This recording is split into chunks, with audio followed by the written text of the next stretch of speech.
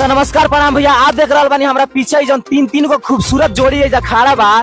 तो आप देख ली कि भगवान इतना शानदार जोड़ी बनौले बानी कि का चेहरा बा, का मुंह पे स्माइल बा, कितना गजब बा। आप देख के समझ हम कि हमरा लगे इस जोड़ी के तारीफ करे खतरा हमरा लगे कोनो शब्द नहीं है। तो आई ये जोड़ी से कुछ सवाल जवाब कर जाओ जो सोशल मीडिया पर लगातार धमाल कमाल मचा के रखले बा। तो भाभी जी ई बताई कि रोगा कबो अपना मरद के मरले बानी कि ना? जी का पूछो तानी, हम तो अपना मरद के भगवान जैसे मानी ले। हाँ हाँ हमार मलकाइन ठीक कहता रही, सही बात बा। सही बात बा। कबो मरले नहीं खी? ना ना कबो ना। बियाह भइल बा तब से कबो नहीं मरले आज ले? ना कहियो ना। कहियो ना? ना। अच्छा ए जी रउआ अपना मरद के कबो मरले बानी कि ना? ए चिरौरा हमरा से कैसन बात पूछे तानी, अपना मरद के मारल त दूर के बात बा, कबो गाली भी नहीं खिदेले। हाँ सही कहता रही, हमार मेहरा बिल्कुल सही कहता रही, एकदम सही कहता रही, बिल्कुल सही। आ इनकर हाथ तो इतना कोमल होई कि तारा घाव ना लगे भाई। बिल्कुल ना लागेला हमारे घाव, ना ला- घाव नहीं खेला गोल। नहीं खेला लगला मतलब मरले बाड़ी। ना ना मरले नहीं। तब क्या घाव ना लगेला? ए घाव मरिए तब ना घाव लगी, जब मरबे ना करिए तो घाव कहाँ से लगे। अच्छा चले। हाँ। तो मैंने कितना खुश बानी आप? बहुत खुश बनी हम, बहुत खुश बानी। बहुत मेहरारू के देख बहुत बड़ी सुंदर बड़ी ना। हाँ तुम तो लोग पता आ का जी रउआ तो बड़ी मुस्कुराता नहीं, बड़ी खूबसूरत लागता नहीं। रउआ कबो अपना मरद के मरले बानी कि ना? ए चिरौरा कुली बात पूछे में शर्म नहीं किया?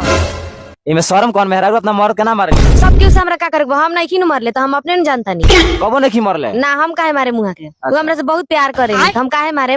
उहाँ के करे नहीं यार, ना करे नहीं। माने वो के करे नहीं, हमू करे नहीं। अच्छा चली भगवान इंगा बनौले रह जोड़ी। ए कब ई बात सही बाजी? बिल्कुल सही बाटे। कबो नहीं मरले? कब हम लोग छुअलहू नहीं की छुअलहू नहीं की ना हो, आज ले? कबो ना। काजी शादी के बाद अभी नहीं छुअले? ना नहीं खींचू, एको भी नहीं छुअले? कहाँ छुले बनी? तो तनी ये जा छुना नहीं जी काहे के छुले?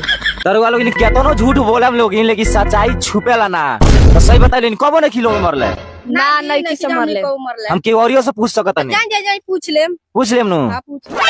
आई भाई के हो बाबा? ए बाबा है ना आया? ए बाबू का कहता रह, अच्छा हेलो करुआ जाना तानी कि के हो? ई तीनू जानी हमार पतोई हलो।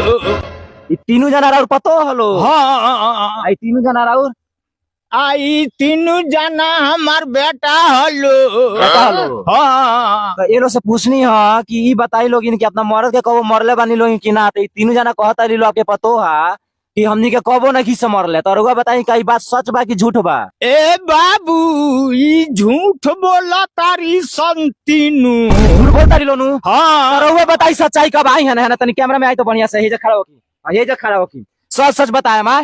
हाँ सच बताए। ठीक बा। ए पतोहिया सुबेरे मरले हो कि ना मरले हो, सच सच बताओ ना तो देख लिए लाठी। हाँ सही सही बताई बताई।